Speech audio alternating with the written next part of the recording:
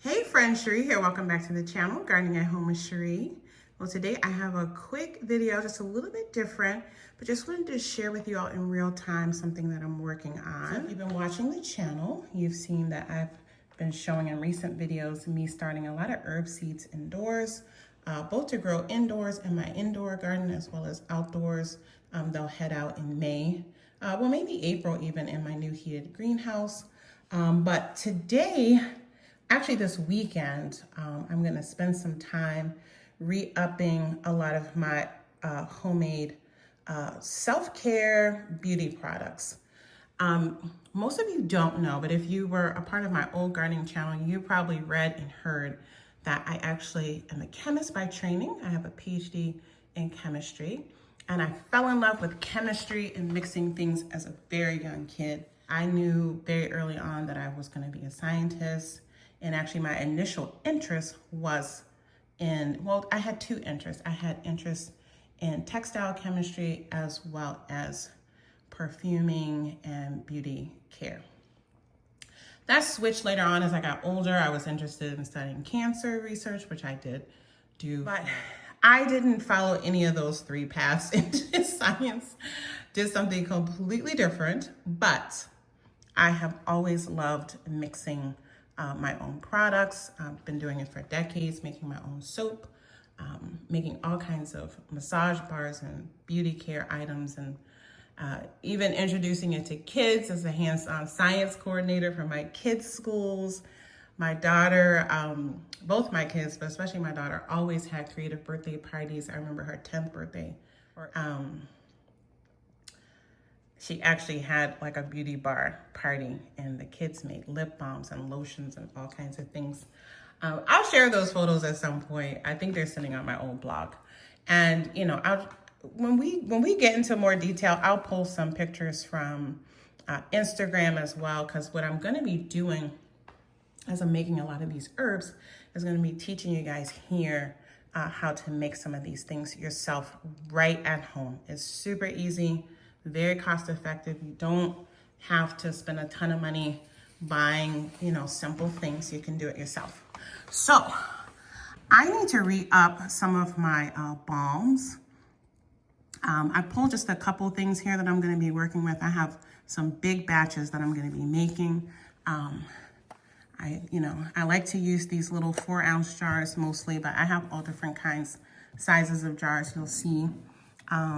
Here is some marigolds, what I have left from my freeze-dried marigolds that I grew and saved from my garden. Here's my chamomile. I have some calendula. I have a bunch of other stuff saved. I'm gonna teach you guys some really simple things.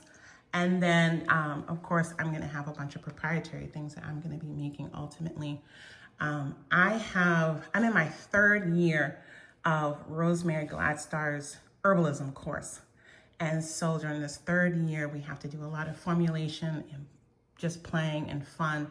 And so I will be testing lots of things and properly formulating things. And I have so many ideas in my book. Of course, I'm gonna be making a lot of the basics that I always make, but I have a lot of ideas for new things.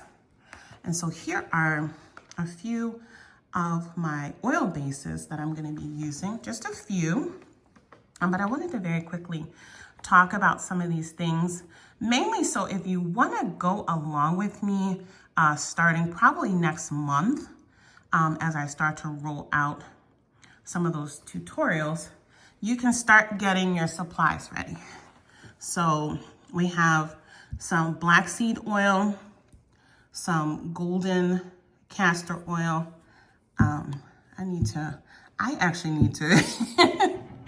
I actually have some larger bottles of the castor oil, but I need to get some more of the black seed oil. And then this here is Batana oil. Let me get that opened up. This is a fresh jar, so let me open that up, show you what that looks, what the Batana oil looks like. All right, so the castor oil.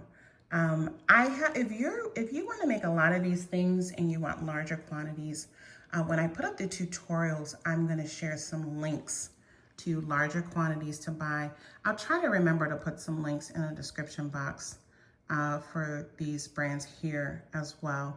I have a couple of other brands that I really, really like. So now quickly, I'll just talk about the castor oil. Castor oil just has amazing benefits.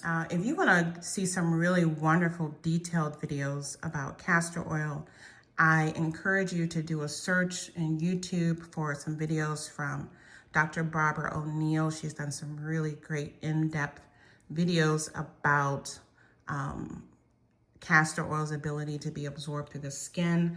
I learned about it years ago through just a lot of my health and wellness books. And honestly, when I was in my mid-20s and I was diagnosed with fibroids, that was my first time starting to use castor oil. My naturopathic doctor had me doing castor oil packs as I was, preparing myself and my body for fibroid removal. And so, yeah, I just use it off and on. I don't do a lot of packs anymore. I use it very specifically for things.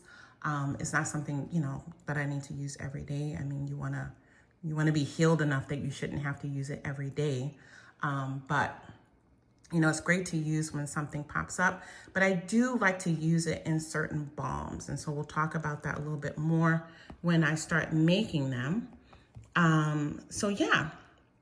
Check out videos from Barbara O'Neill, but just to, give you a quick rundown of it, it's castor oil. It actually is a seed, a bean from a plant. I have some seeds, which I've given some away and I haven't even sown them myself, but it is a really nutrient-dense vegetable oil.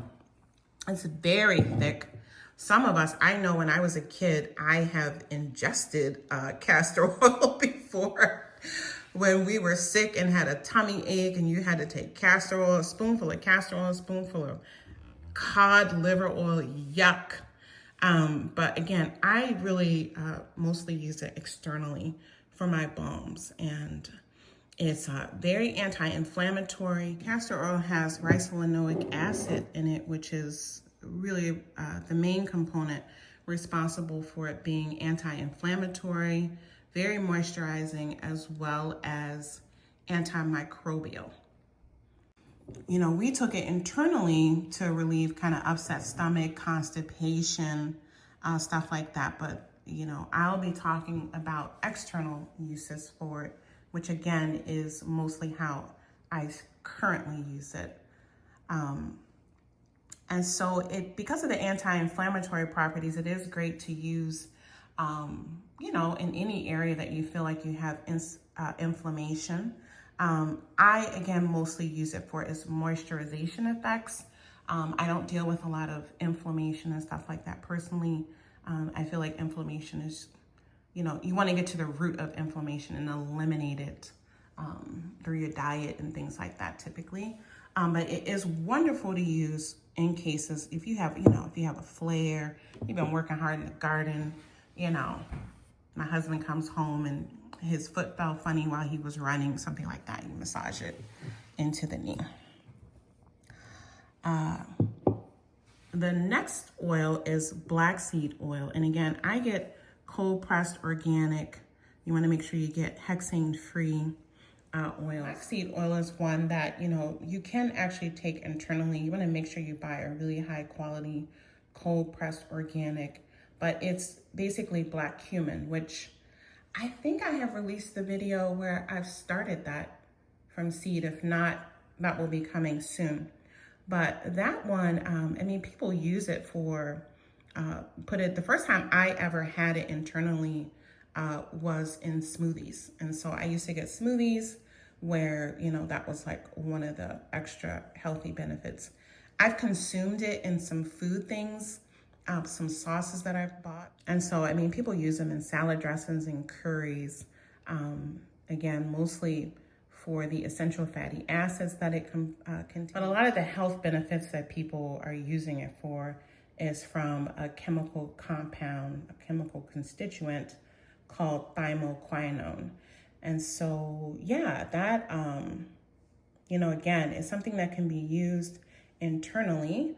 But again, as I said, I'm going to be talking about external uses in upcoming videos. And so I still use the cold press for that, and I definitely can take it internally, do your own research. and find out, you know, some of the uses and preparations for internal uses. But we'll be back to talk about the external uses, and I'll show you how I use it, mostly in skin products, like I said, balms. The wonderful thing about the black seed oil and why I like to use it, especially in skincare products, because research has shown that it actually is like a natural, safe preservative.